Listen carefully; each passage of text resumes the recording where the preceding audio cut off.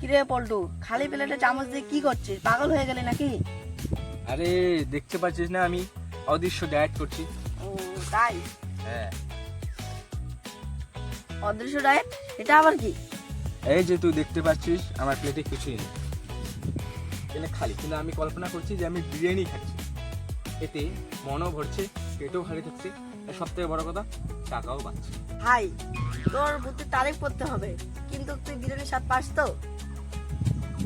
আরে হ্যাঁ পাচ্ছি, কিন্তু লবণটা কম লাগছে। তুই কত টাকা বাঁচালি?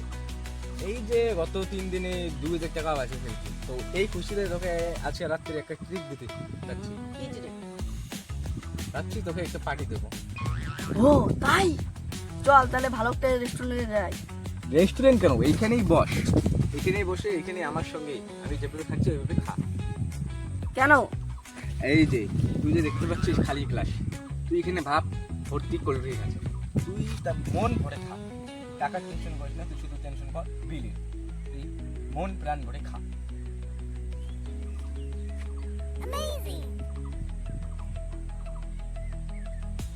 কি টেস্ট পাইলি তো?